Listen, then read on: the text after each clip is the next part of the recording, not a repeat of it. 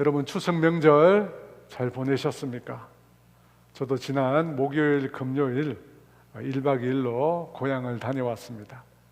오고 가는 시간만 18시간이 걸렸습니다. 갈 때는 10시간 반, 올 때는 7시간 반 걸렸는데 정작 이 친가와 처가에 머무른 시간은 2시간 반, 3시간밖에 안 되었습니다. 겨우 식사만 하고 나와야 했습니다. 처음에 분당에서 출발해서 용인을 넘어가는데 2시간이 넘게 걸리는 거예요. 너무 화가 나더라고요. 그래서 집으로 다시 돌아갈까 몇 번이나 생각하다가 겨우 마음을 추스렸습니다.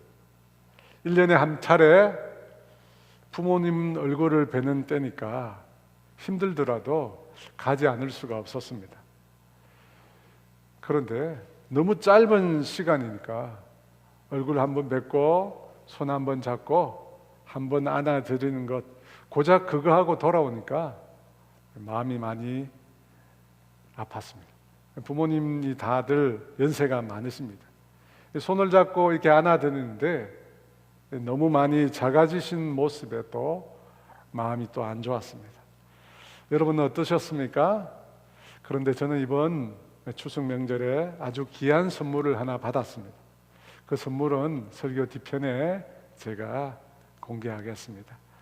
예수님과 제자들이 예루살렘으로 올라가는 길에 예수님을 따르겠다고 하며 나타난 한 어떤 사람이 있었습니다. 그는 예수님이 어디로 가든지 반드시 따라가겠다고 말을 했습니다. 그 말을 들으시고 예수님께서 요도 굴이 있고 공중에 나는 새도 둥지가 있지만 인자이신 예수님 당신은 머리 둘 곳이 없다고 말씀하셨습니다.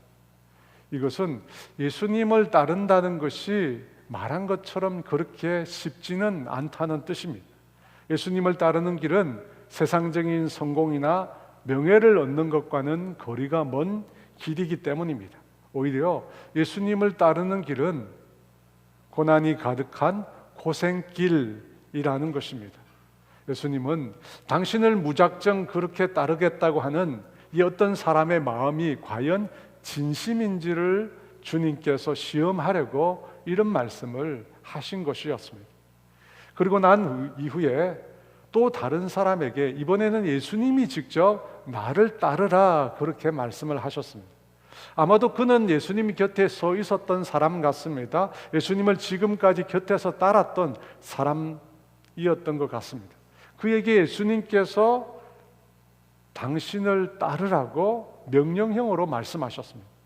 여러분, 그 명령은 거부할 수 없는 명령입니다. 하늘과 땅의 모든 권세를 지니신 예수님께서 보좌에 앉으셔서 그 모든 만물을 다스리시는 예수님께서 직접 당신을 따르라고 명령하신 것이기 때문입니다.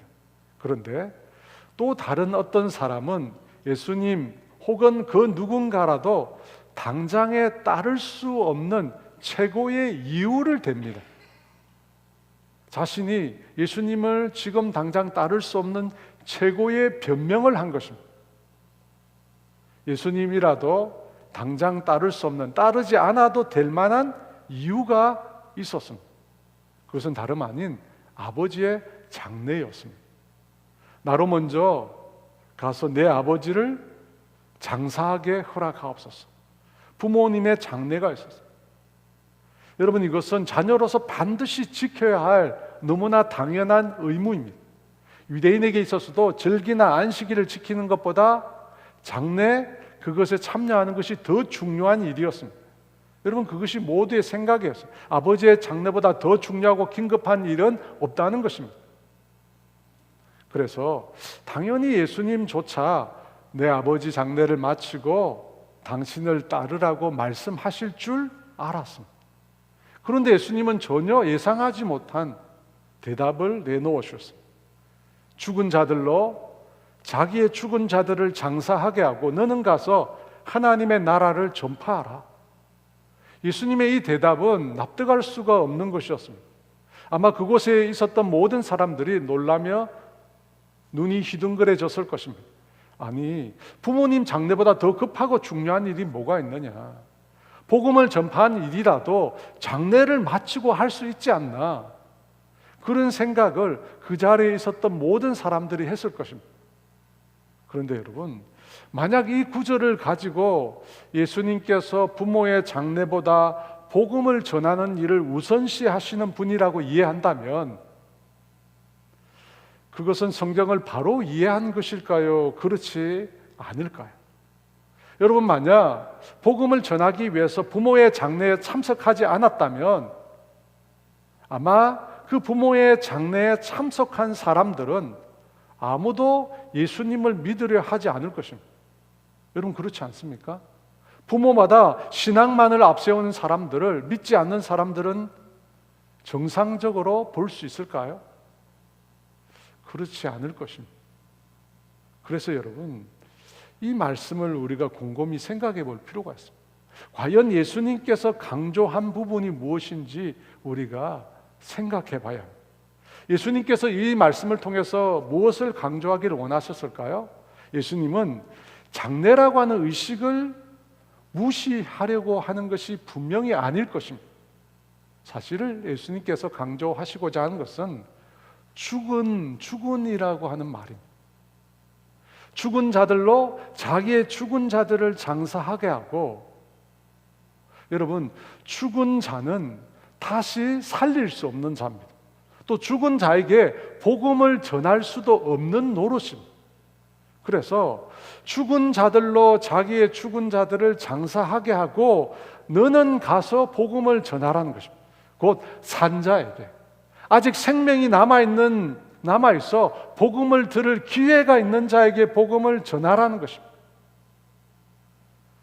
죽은 자들로 자기의 죽은 자들을 장사하게 하라는 것은 산자에게 먼저 집중하라는 뜻입니다. 죽은 자가 아니라 산자들에게 집중하라는 것이 예수님의 강조점입니다. 그러니까 그런 부분을 제쳐놓고 예수님께서 장례식을 원하지 않는다고 이해하면 성경을 잘못 이해한 것입니다. 여러분, 장례식에도 복음을 들을 산자들이 많이 있습니다. 그러니까 예수님께서 강조하시는 것은 예수님을 알지 못하는 예수님을 알지 못하는 살아있는 영혼인 것입니다. 육신이 이미 죽은 영혼이 아니라 아직 복음을 들을 기회가 있는 육신이 살아있는 영혼, 그 존재에 예수님께서 온 관심이 있으신 것입니다. 그래서 죽은 자들은 자기의 죽은 자들로 장사하게 하고 너는 가서 이제 살아있는 자에게 복음을 전하라는 것입니다. 왜냐하면 수백 수천 명이라도 죽은 영혼보다 살아있는 한 영혼이 더 중요하기 때문에. 여러분, 그렇지 않습니까? 아무리 많이 있어도 죽은 자는 아무 소용이 없습니다. 다 끝난 것입니다. 중요한 존재는 지금 살아있는 자 한 사람이 수백 명의 죽은 자보다 사실 하나님의 눈에는 더 중요한 것입니다. 죽은 자들로 자기의 죽은 자들을 장사하게 하고 너는 가서 하나님의 나라를 전파하라. 아버지의 장례가 중요하지 않다는 말이 아닙니다. 장례식에 가지 말라는 뜻도 아닙니다. 이것은 산자에게 복음을 전하는 일이 훨씬 더 시급하고 중요하다는 뜻입니다. 왜냐하면 살아있다 하더라도 언제까지 살아있다는 보장을 할 수 없기 때문에, 흔히 하는 말로 올 때는 순서가 있지만 떠날 때는 순서가 없기 때문입니다. 지금 요양원에 누워서 떠날 날을 기다리고 있는 분만 복음이 긴급한 것은 아닙니다. 생명이 있는 모든 사람들에게 복음은 긴급한 소식입니다. 왜냐하면 우리는 언제 죽을지 모르기 때문에. 오늘이나 내일 죽을지 아무도 모릅니다. 그래서 복음은 생명을 지닌 우리 모두에게 긴급한 소식입니다. 그래서 여러분, 복음 전하는 것을 미루지 마십시오. 복음을 전하는 일을 결단코 미루어서는 안 되는 것입니다. 열왕기하 6장 7장에 보면 아람 군대, 시리아 군대가 북이스라엘 왕국을 쳐들어와서 사마리아 성을 에워쌉니다. 사마리아 성을 에워싸고 공격하는데 쉽지 않으니까 장기간 성을 둘러싸고 성 안에 물자가 다 바닥나도록 하는 전략을 세웁니다.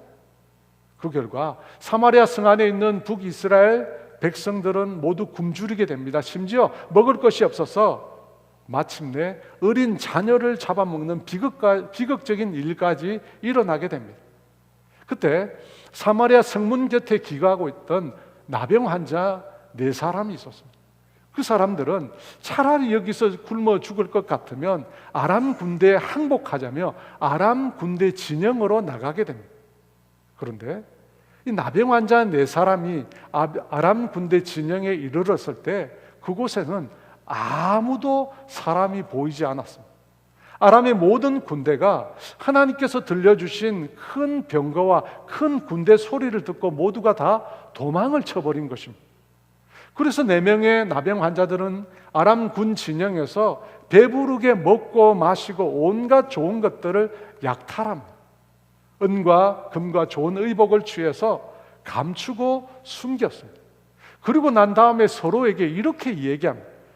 열왕기하 7장 9절에 나병 환자들이 그 친구에게 서로 말하되 우리가 이렇게 해서는 아니 되겠도다. 오늘은 아름다운 소식이 있는 날이거늘 우리가 침묵하고 있도다.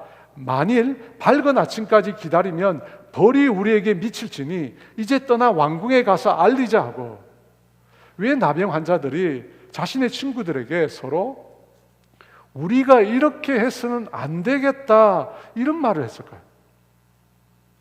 왜 우리가 이렇게 해서는 안 되겠다, 왜 우리 자신만 먹고 마시고 배부르고 흥청망청 하는 것에 대해서 안 되겠다고 했을까요? 오늘은 아름다운 소식이 있기 때문에, 오늘 아름다운 소식이 우리에게 있는데 우리가 침묵하고 있기 때문에. 여러분, 왜 그들이 안 되겠다고 했을까요? 그들만 아름다운 소식을 알고 있었기 때문입니다. 그들이 말하지 않으면 다른 사람은 그 소식을 들을 수 없기 때문에 이렇게 해서는 안 되겠다고 말을 한 것입니다.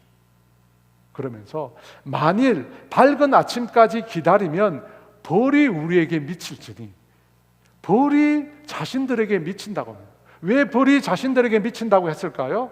그들이 그날 그때 그 아름다운 소식을 전하지 않으면 누군가 그 밤에 죽을 수 있기 때문입니다. 아름다운 소식을 듣지 못하고 누군가가 죽기 때문입니다.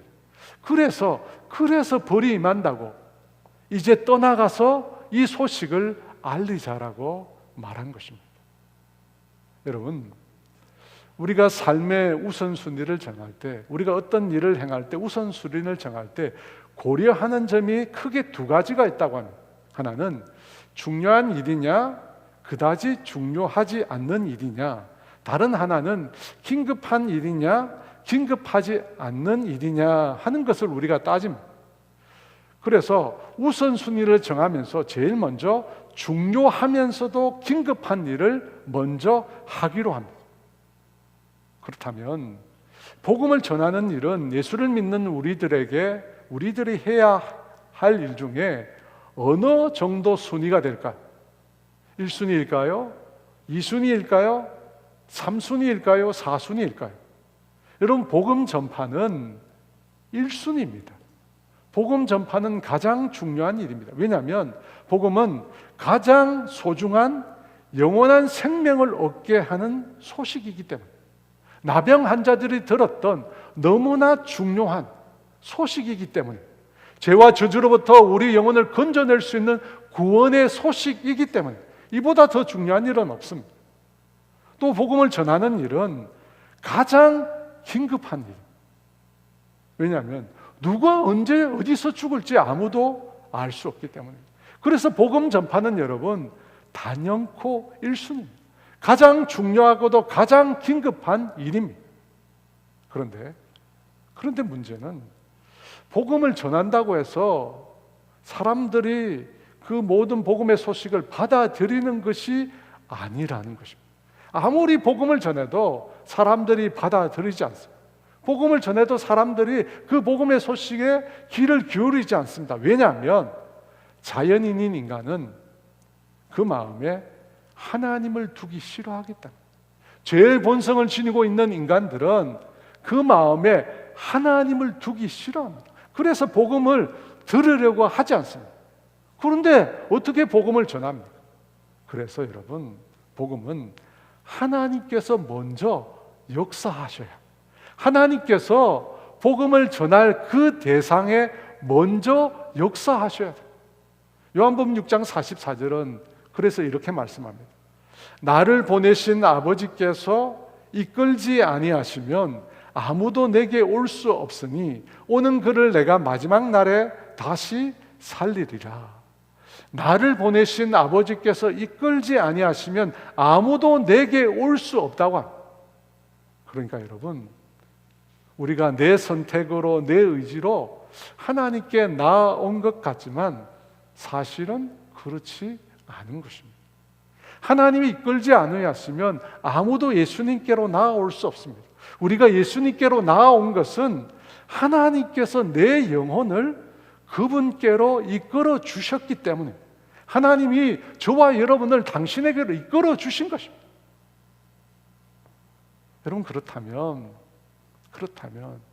하나님께서 이끄시는 사람, 그 사람을 어떻게 우리가 알 수 있을까요?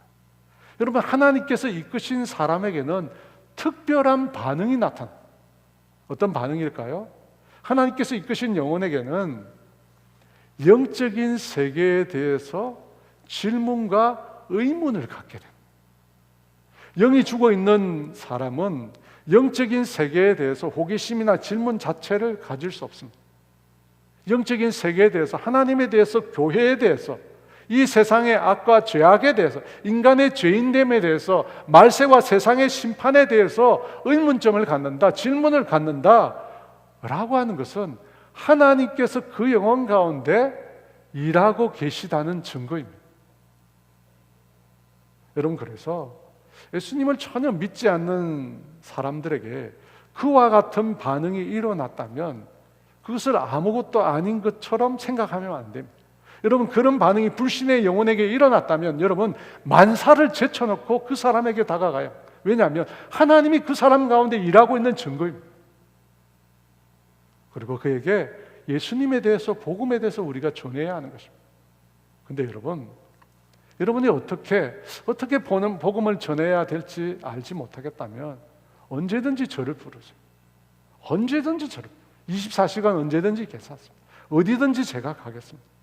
왜냐하면 여러분, 그 사람이 그런 반응을 보인 것은 지금 하나님이 그 사람을 하나님께로 이끌려고 하시는 것입니다. 여러분, 그 기회를 놓쳐서는 안 됩니다. 여러분, 이처럼 복음을 전하는 일은 하나님의 사자로 우리가 행해야 될 첫 번째 우선적인 일입니다. 여러분, 그것을 잊으시면 안 돼요. 여러분, 나 혼자 신앙생활 하는 것으로 만족하시면 안 돼요. 여러분, 그것은 무책임한 일입니다. 무책임한 일이에요. 이 아름다운 소식을, 이 구원의 소식을, 이 생명의 소식을 나 혼자 알고 침묵하고 있다면 안 되는 것입니다. 누가복음 10장 1절 말씀인데, 이어지는 말씀인데 같이 있습니다. 그 후에 주께서 따로 70인을 세우사 친히 가시려는 각 동네와 각 지역으로 둘씩 앞서 보내시며, 이 말씀에 보면 예수님은 12명의 제자 외에도 70명을 따로 세우셨습니다. 그리고 예수님께서 가려는 동네와 각 지역으로 그들을 둘씩 짝을 지어서 앞서 보내셨습니다. 예수님의 복음을 전하는 사자로 예수님 앞서 보내신 것입니다. 사랑하는 여러분, 우리가 읽고 있는 이 성경 속의 시대와 지금 우리의 시대에 동일하게 하나님이 행하시는 일이 있습니다. 여러분, 우리가 읽고 있는 성경의 이 시대, 그 시대와 지금 이 시대, 우리가 살고 있는 이 시대, 하나님께서 동일하게 행하고 있는 일이 있습니다. 그것은 무엇입니까? 주님의 이 생명의 복음을 전할 사람들을 세우는 것입니다. 복음을 전할 사람들을 세우는 것입니다. 그리고 그 사람들을 통해서 온 세상에 복음을 전하시는 것입니다. 여러분, 이 일이 성경의 시대뿐만 아니라 지금 이 시대에도 하나님께서 행하고 계신 일입니다. 예를 들어 이 금요기도 때 아프가니스탄에서 사역하시는 한 선교사님의 간증과 얘기를 들었습니다. 그 선교사님 얘기 중에 그분이 아프가니스탄에서 사역을 하실 때 사역하시는 그 교회에서 선교사를 다른 나라에 파송했다는 얘기를 했습니다. 신앙의 자유가 전혀 없는 그 땅에서 선교하시면서 그 땅의 교회에서 또 다른 나라로 선교할 선교사를 파송했다는 것입니다. 저는 그 얘기를 들을 때 큰 도전을 받았습니다. 여러분, 아프가니스탄은 북한 땅과 함께 이 세상에서 가장 핍박이 심한 나라입니다. 그곳에서 사역하는 것 자체가, 그 무슬림의 땅에서 사역하는 것 자체가 너무나 위험하고 힘든 일입니다. 그런데 그런 곳에서 사역하시면서 현지인들을 예수 믿게 할 뿐만 아니라 그들을 훈련시켜서 또 다른 나라로 선교사로 파송했다는 것. 여러분, 그 일에 놀라지 않을 수가 없어요. 그런데 오늘 말씀을 보니까 우리 주님이 하시는 일이 바로 그 일입니다. 우리 주님이 하시는 일이 바로 그 일이에요. 주님은 복음 전할 자를 세우고 그들을 주님 앞서서 온 세상에 보내시는 그 일을 지금도 하고 계십니다. 여러분, 교회가 존재하는 이유가 바로 이것입니다. 우리가 함께 모여서 말씀을 듣고 예배를 드리고 함께 기도하는 모든 일들은 결국 복음을 전하기 위해서입니다. 여러분, 교회는 교회를 위해서 존재하지 않습니다. 여러분, 교회는 세상을 위해서 존재합니다. 교회는 이 세상에 복음을 전하기 위해서 존재하는 곳입니다. 여러분, 예수님께서 70명의 전도인을 보냈다고 합니다. 이 70이라고 하는 숫자는 온 세상을 상징하는 숫자입니다. 완전수인 7과 충만한 10을 여러분 곱해서 만든 숫자인데 온 세상 전체를 의미하는 숫자가 바로 70입니다. 그래서 예수님께서 70명을 보냈다는 것은 온 세상으로 당신의 사자들을 보냈다는 바로 그 뜻입니다. 사도행전 2장에 보면 오순절날 성령님께서 마가의 다락방에 임하셨습니다. 성령님께서 마가의 다락방에 임했을 때 그때 그곳에서 어떤 일이 일어났습니까? 성령님이 임하시자 그곳에 모여서 함께 기도하고 있던 사람들이 각국 나라의 방언을 말하기 시작했습니다. 오늘날 많은 사람들이 하는 알아들을 수 없는 영의 기도인 방언이 아니라 알아들을 수 있는 외국어 방언이 기도 가운데 제자들의 입에서 터져 나왔습니다. 그래서 오순절이란 명절을 보내기 위해서 각국에서 몰려들어온 디아스포라 유대인들이 제자들이 말하는 그 방언을 듣고 깜짝 놀라게 됩니다. 어떻게 이 사람들이 우리가 지금 살고 있는 나라의 방언으로 말하는지 놀라며 유대인들이 당황하게 됩니다. 여러분, 왜 오순절 마가의 다락방에 성령님이 임하실 때 제자들의 입에서 외국어 방언이 터지게 되었을까요? 여러분, 그 일은 무엇을 상징하는 것일까요? 본래 인간의 언어는 하나였습니다. 그런데 창세기 11장에 보면 바벨탑 사건이 일어납니다. 인간들이 자신들의 이름을 내고 온 지면에 흩어지는 것을 막으려고 하늘에까지 닿는 탑을 쌓게 됩니다. 우린 그것을 바벨탑이라고 합니다. 그런데 그것을 보시고 하나님께서 내려오셔서 인간들의 언어를 혼잡하게 만드셨습니다. 그리고 그 사람들을 온 지면에 다시 흩어지게 하셨습니다. 그래서 여러분, 지금 온 세상이 각기 다른 언어를 사용하고 있는 것입니다. 그런데 오순절날 성령님께서 임하셔서 각기 다른 나라의 말들을 말하게 하셨습니다. 여러분, 이것은 무엇을 의미합니까? 흩어져서 각기 다른 나라 말을 사용하고 있는 그 사람들에게 복음을 전파하라는 뜻입니다. 오순절날 성령이 임하셔서 각기 다른 나라의 방언을 한 것은 각기 다른 나라 말을 사용하고 있는 그 지역으로 가서 생명의 복음을 전하라는 뜻입니다. 여러분, 이것이 오순절날 제자들이 각기 다른 언어로 말을 한 이유입니다. 그런데 어떻게 됩니까? 예루살렘 교회가 3,000명이 되고 남녀의 큰 무리가 예수님을 구주로 믿게 되고 5,000명이 되고 허다한 제사장의 무리까지 교회의 일원이 됩니다. 그런데 그들은 각기 다른 언어를 주신 성령님의 뜻을 따르지 않고 예루살렘에 그대로 머물러 있었습니다. 그러자 사도행전 8장 1절 하반절에 이렇게 말씀하십니다. 그날에 예루살렘에 있는 교회에 큰 박해가 있어 사도 외에는 다 유다와 사마리아 모든 땅으로 흩어지니라. 예루살렘 교회에 큰 박해가 일어났다고 합니다. 그래서 사도 외에는 모든 성도들이 유다와 사마리아와 그리고 다른 지역으로 흩어지게 되었습니다. 왜 예루살렘 교회에 박해가 일어나게 될 것일까요? 많은 학자들은 이 박해의 원인에 대해서 마귀의 역사라고 말하지 않습니다. 대부분의 사람들은 이 일이 하나님께로부터 인해서 생긴 일이라고 말합니다. 예루살렘에만 머물러 있으려 했던 성도들을 주님께서 박해를 통해서 강제로 억지로 온 땅으로 흩어지게 하셨습니다. 여러분, 그래서 그렇게 흩어진 사람들에게 그 다음 어떤 일이 일어납니까?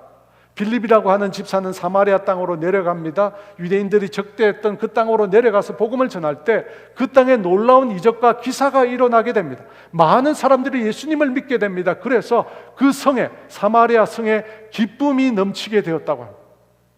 그런데 빌립 지사는 그곳에 안주하지 않고 성령님의 지시를 받아 예루살렘에서 가사로 내려가는 길까지 그 광야 길을 걸어 내려갔습니다. 그리고 그곳에서 에디오피아 여왕 간닥의 모든 국권을 맡은 내시를 만나 그에게 복음을 전하고 그에게 세례를 베풀게 됩니다. 여러분, 또 예루살렘에서 서쪽으로 흩어진 성도들은 루따와 요빠 등의 지역에서 복음을 전하면서 교회를 세웁니다. 그 소식을 듣고 베드로 사도가 그들을 방문할 때 루따에서 애니아라는 중풍병자를 고쳐줍니다. 요빠라는 지역에서는 다비다라는 죽은 여제자를 살려줍니다. 그때 그 요빠에 온 사람들이 주님을 믿게 되었다고 합니다.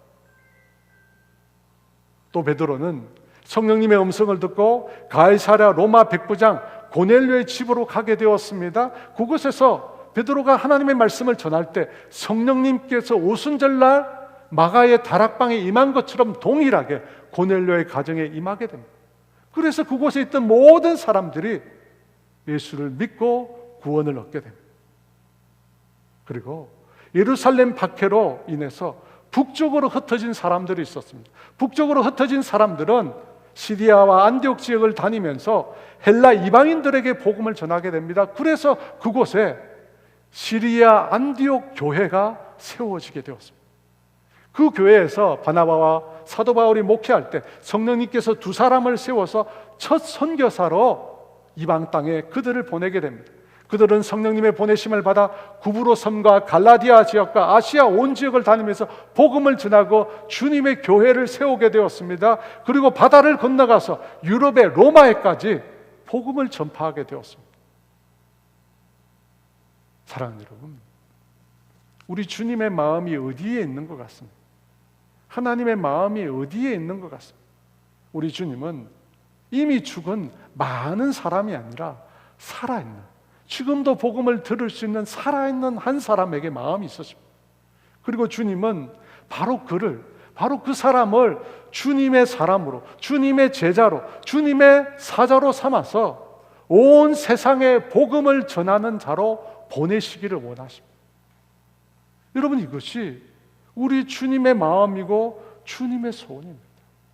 살아있는, 복음을 들을 수 있는 살아있는 사람에게 복음을 전해서 그로 하여금 예수를 믿게 하고 예수님의 제자가 되고 예수님의 사자가 되어서 복음을 들고 온 세상에 나가서 이 생명의 복음을 전하기를 주님은 원하십니다.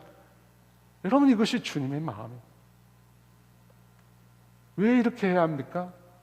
복음은 모든 사람이 들어야 될 가장 아름답고 복된 소식이기 때문입니다. 그뿐만 아니라 가장 중요하고도 가장 긴급한 구원의 소식이기 때문입니다.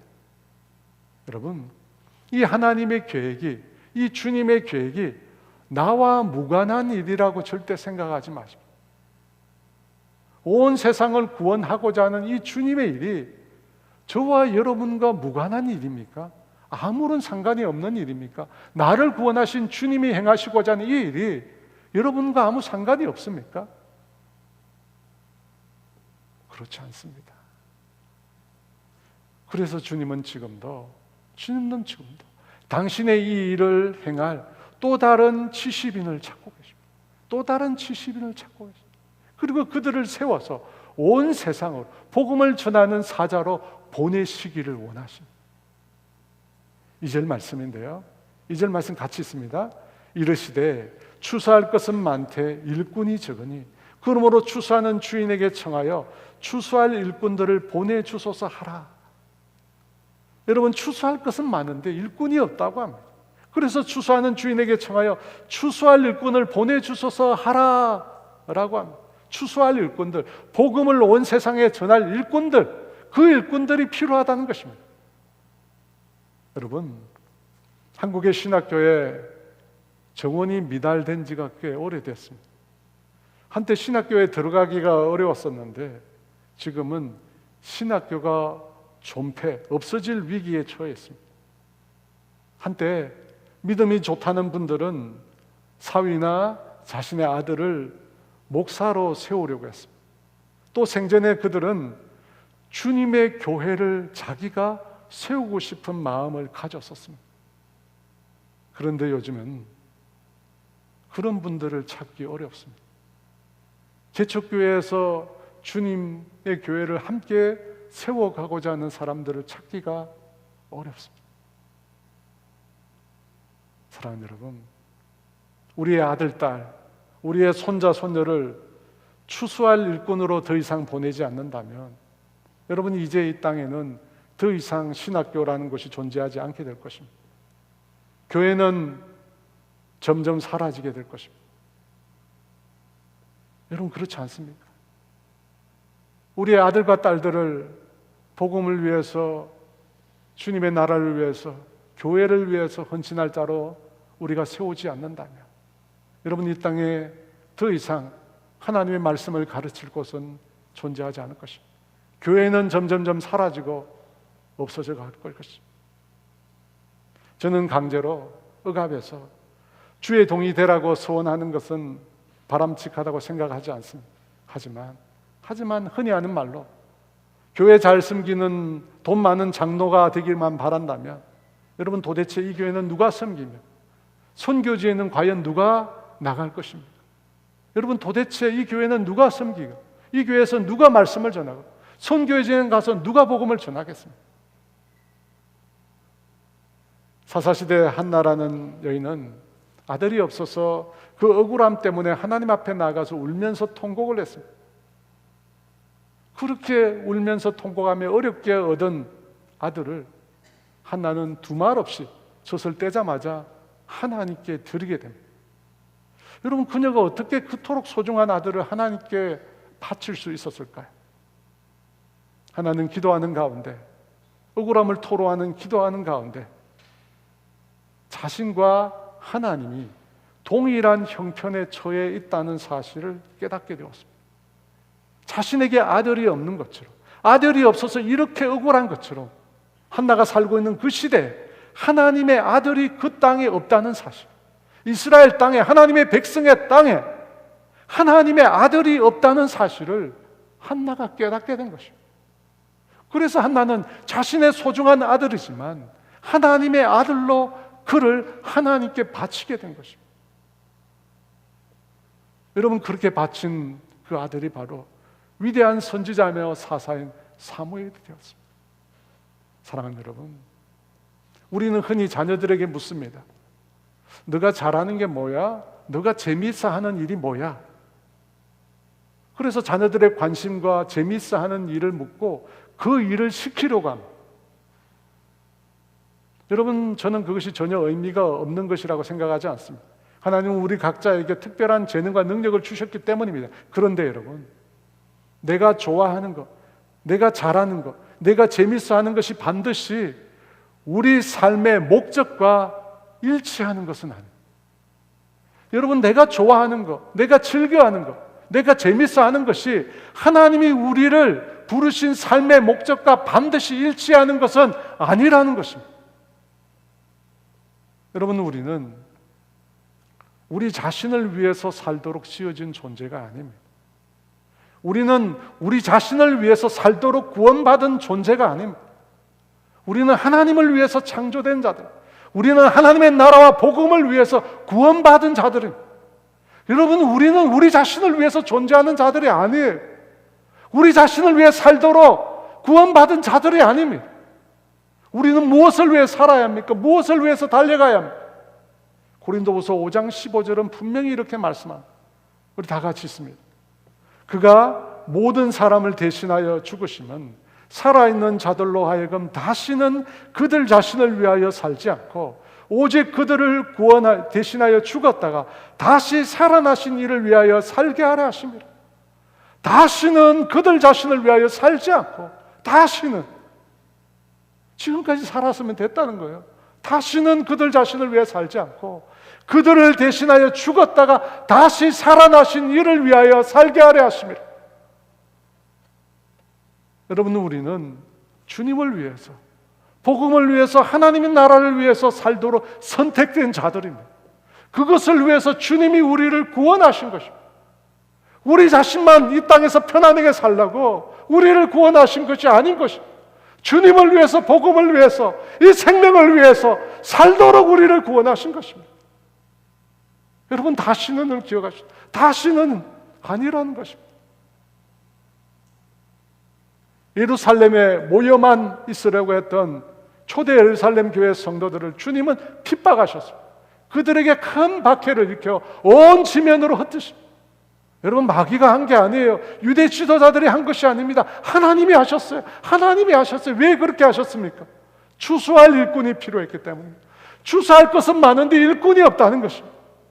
그래서 예수 믿으면 구원 얻는다는 이 복된 소식, 이 아름다운 소식을 온 세상에 전할 사람들이 필요했던 것입니다. 그래서 주님은 그들을 핍박해서, 박해해서 온 지면으로 흩어지게 했고, 흩어진 그들이 복음을 전할 때 죽은 영혼들이 생명을 얻게 되고 그곳에 주님의 교회가 세워지게 된 것입니다. 3절 주님은 이렇게 말씀하십니다. 다 같이 있습니다. 갈지어다 내가 너희를 보냄이 어린 양을 이리 가운데로 보냄과 같도다. 주님이 우리를 보내신다고 합니다. 여러분, 성경에서 예수 믿는 사람을 여러 가지로 묘사한다고 했습니다. 그 중에 복된 소식을 전하는, 아름다운 소식을 전하는 사자의 이미지를 계속해서 말씀을 통해서 우리가 듣고 있습니다. 근데 3절에서는 그들을 주님은 어린 양이라고 말씀합니다. 어린 양. 여러분, 양이라는 가축은 아주 연약합니다. 목자가 없으면 생존할 수 없습니다. 그런데 그 중에서도, 양 중에서도 어린 양이라고, 연약한 중에 가장 연약한 존재입니다. 그런 어린 양을 주님께서는 이리 가운데 보냄과 같다고 합니다. 우리를 이 세상에 보내시는데 이것이 마치 이리 가운데, 맹수 가운데 어린 양을 던지는 것과 같다고 합니다. 여러분, 이 말씀은 무슨 뜻일까요? 여러분, 세상을 향해 가라고 말씀하시면 뭔가 강하고 힘 있는 존재가 되어야 하지 않겠습니까? 그런 존재가 되어서 이리로 능히 제압할 수 있는 맹수 사자와 같은 존재가 되어야 하지 않겠습니까? 그런데 주님은 복음을 전하라고 하시면서 정작 우리를 어린 양으로 묘사하고 있습니다. 여러분, 무슨 의도일까요? 어떤 의미가 담겨 있을까요? 왜 주님은 연약한 중에 가장 연약한 어린 양으로 우리를 말씀하실까요? 그것은 아마도 절대 우리 힘으로, 우리 능력으로는 이 악한 세상에서 믿음의 삶을 살아낼 수 없다는 것을 깨닫게 하시기 위함이 아닐까요? 여러분, 우리 힘으로, 우리 능력으로 이 세상에서 우리가 살아낼 수 없습니다. 그래서 우리가 익히 들은 고린도후서 12장 9절과 10절은 이렇게 말씀합니다. 같이 있습니다. 나에게 이르시기를 내 은혜가 내게 족하도다. 이는 내 능력이 약한 데서 온전하여 짐이라 하신지라. 그러므로 도리어 크게 기뻐함으로 나의 여러 약한 것들에 대해서 자랑하리니 이는 그리스도의 능력이 내게 머물게 하려 함이라. 그러므로 내가 그리스도를 위하여 약한 것들과 능력과 궁핍과 박해와 곤고를 기뻐하노니 이는 내가 약한 것들에 강함이라. 우리를 연약한 존재로 묘사하신 것은 우리가 우리 자신이 아닌 오직 그리스도를 의존하게 하시기 위해서일 것입니다.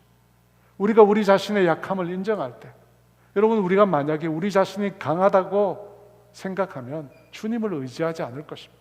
하지만 우리의 약함을 알고 우리의 부족함을 인정하면 그때부터 주님을 의지하게 됩니다. 주님을 의지하게 돼요.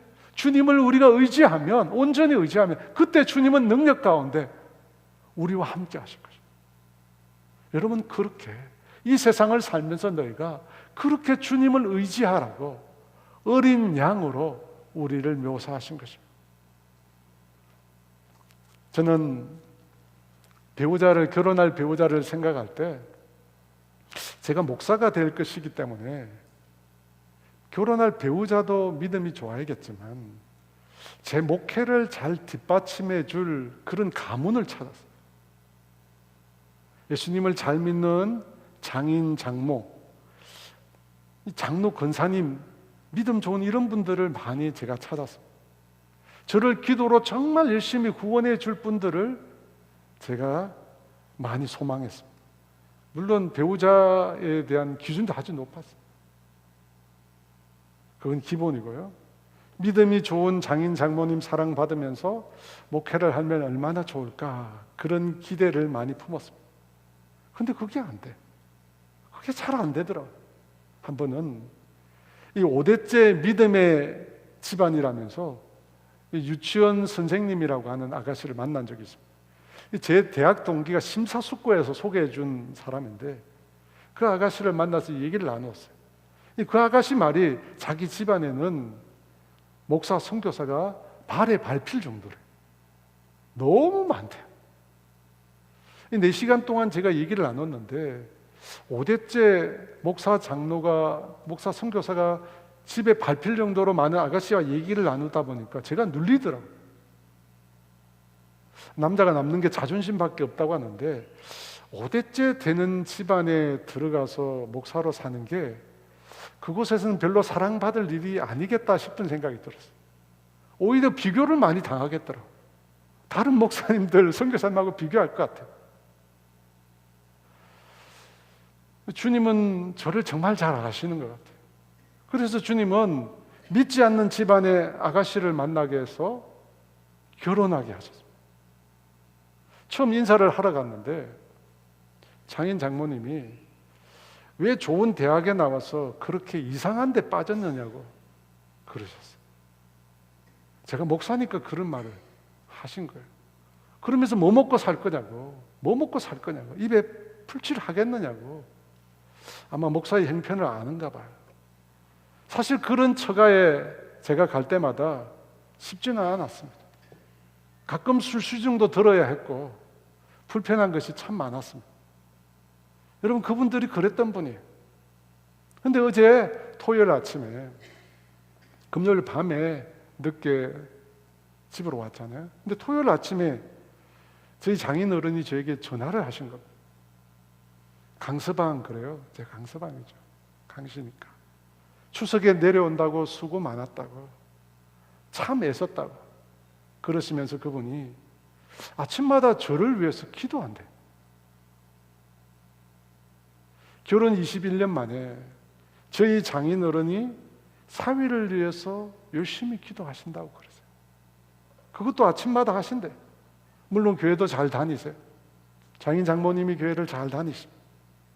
근데 그 말씀을 하시는데 제가 잠시 울컥했어요. 감사한 거예요.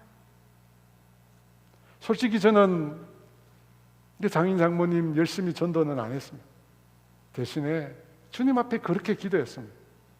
주님, 종을 부끄럽게 하지 마시라.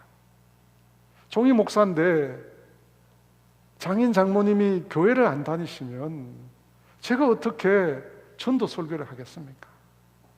그분들이 교회를 안 다니면 어떻게 성도들에게 예수님을 전하라고 말을 하겠습니까? 그래서 종이 부끄러움 당하지 않도록 은혜를 베풀어 달라고 오래 기도했습니다. 주님은 저의 그 연약함을 아시고 그 기도를 들어주셨습니다. 여러분, 저는 결혼하기 전에 기도로 저를 후원해 줄 장인 장모를 구했는데 주님은 결혼한 지 21년 만에 그 기도에 응답해 주셨습니다. 사랑하는 여러분, 주님은 우리를, 어린 양을 이리 가운데 두십니다. 하지만 홀로 그 연약함 가운데 주님은 우리를 버려두시지 않습니다. 주님은 우리의 연약함 가운데 함께 하십니다. 주님의 능력으로 우리의 연약함 가운데 함께 하십니다. 그리고 결국 그 가운데서 주님은 우리를 이기게 하십니다. 누가복음 10장 17절에 이렇게 말합니다. 70인이 기뻐하며 돌아와 이르되 주여 주의 이름이면 귀신들도 우리에게 항복하다이다. 사랑하는 여러분, 우리의 연약함을 아시는 주님이십니다. 연약함을 아십니다. 우리가 우리의 연약함을 인정하고 그 주님 의지하고 그 주님 바라보고 그 주님 소망하면 여러분 반드시 주님은 우리를 승리하게 하실 것입니다. 여러분 연약하다고 부족하다고 포기하지 마십시오. 우리는 원래 그런 존재. 하지만 강하신 그 주님, 능력이신 그 주님 우리가 붙들면 주님은 반드시 저와 여러분의 삶 가운데 놀랍게 일할 것입니다. 그 주님 우리 모두가 바라보고 그 주님 찬양하기를 원합니다. 우리 약할 때 강함 되시네라고 하는 찬양 주님 앞에 드리며 주 앞에 함께 나가겠습니다.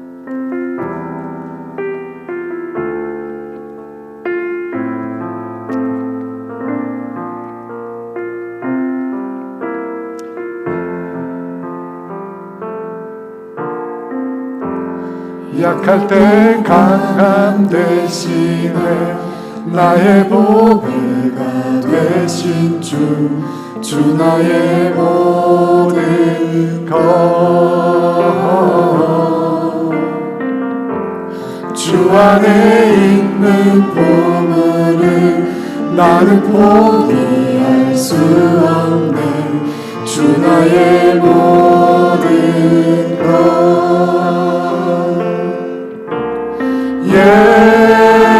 예수 어린 양 존귀한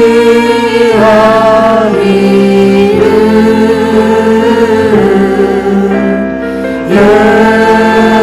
예수 어린 양 존귀한 이름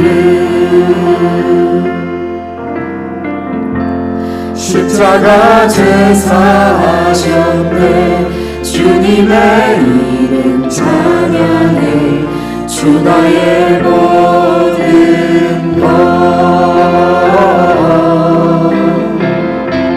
쓰러진 나를 세우고 나의 빈잔을 채우네 주 나의 모든 것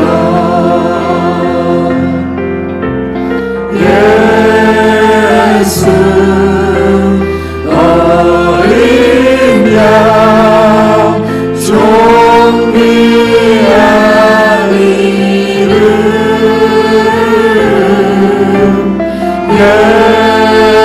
예수 어린 양 존귀한 이름 예수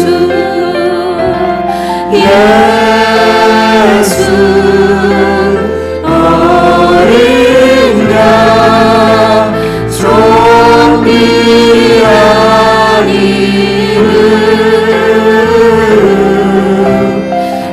이름 예수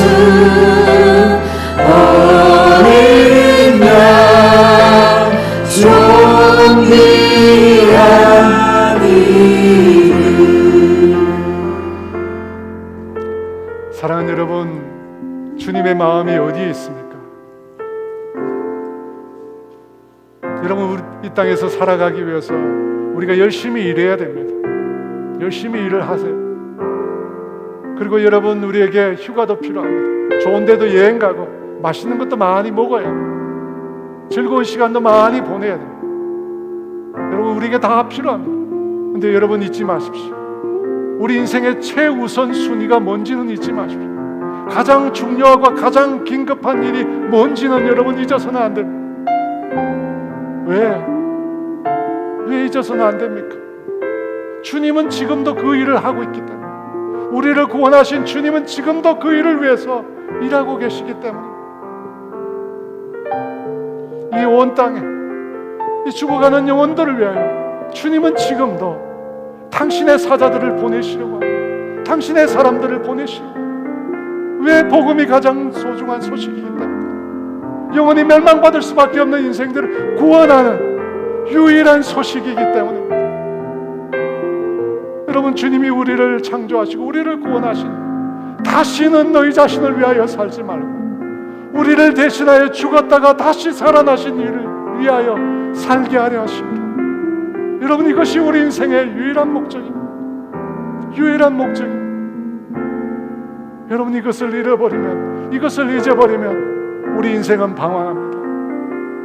이것을 잃어버리면 여러분, 아무리 많은 것을 소유하고 아무리 많은 것을 누려도 우리 영혼에겐 평안이 없습니다. 인생의 초점을 잃어버린 것입니다.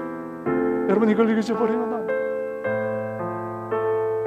비록 여러분 이리 가운데 던져진 어린 양이라 할지라도 우리가 이것을 잊지 않고 주님을 의지하고 그 생명의 복음을 소중히 간직하고 살아가면 주님은 반드시 그 속에서 우리로 하여금 이기게 하실 것입니다. 이기게 할 것입니다. 여러분, 다시 우리 인생의 목적을 생각합시다. 우리가 무엇을 위해서 달려가야 하는지, 우리 인생의 최우선 순위를 다시 생각합시다. 그리고 기도합시다. 하나님, 내가 이리 가운데 있지만 하나님, 어린 양으로 주님 의지하며 살겠습니다. 끝까지 포기하지 않고 복음을 위해서 살겠습니다. 우리 주의 주 기도합니다. 주여! 약할 때 강함 되시네 나의 보배가 되신 주 나의 모든 것 주 안에 있는 보물은 나는 포기할 수 없네 주 나의 모든 것 예수 어린 양 존귀한 이름 예수 어린 양 존귀한 이름 십자가 죄사하셨네 주님의 이름 찬양해 주 나의 모든 것 쓰러진 나를 세우고 나의 빈잔을 채우네 주 나의 모든 것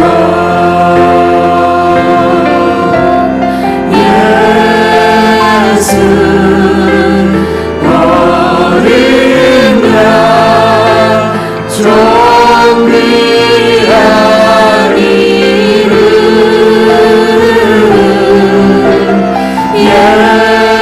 예수 어린 양 존귀한 이름 예수 어린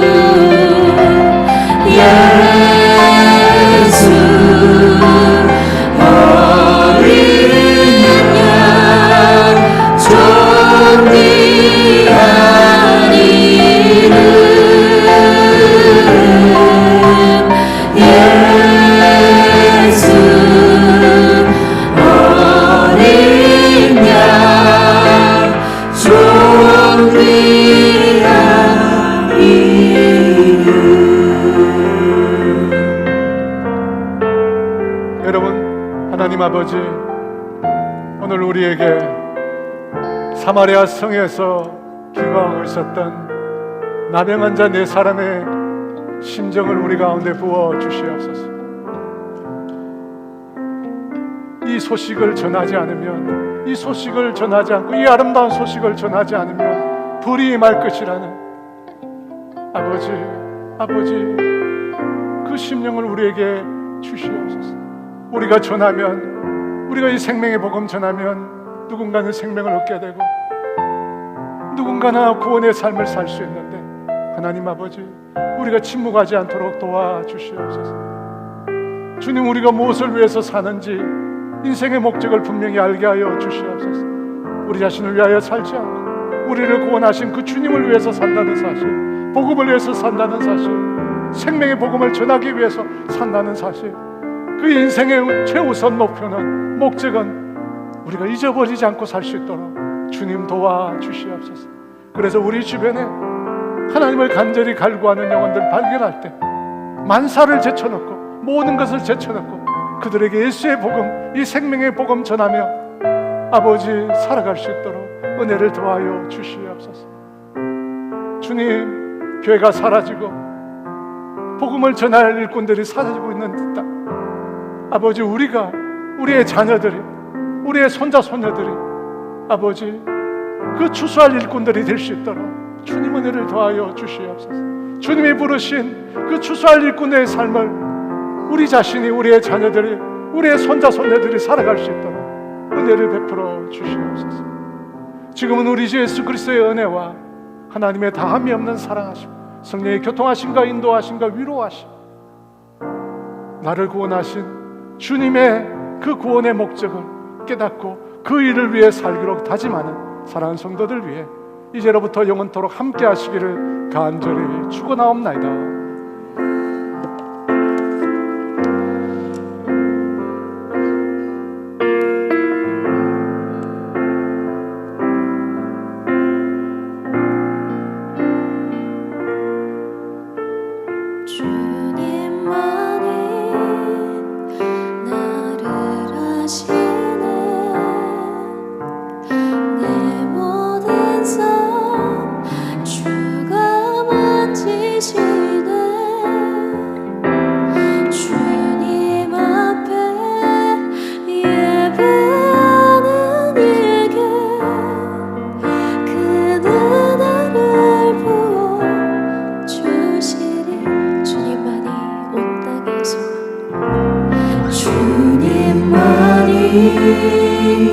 온 땅에서만 내 삶 속에 유일한 자랑이라. 주님 앞에 기도하는 이에게 그 은혜를 부어 주시리.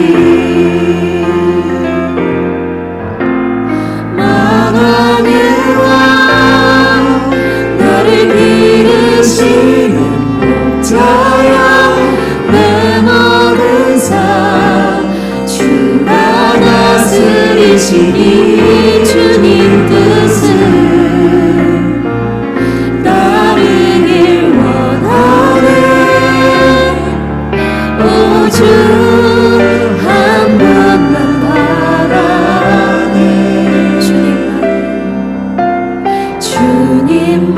주님만이 나를 아시네. 내 모든 삶 주가 만지시네. 주님 앞에 예배하는 이에게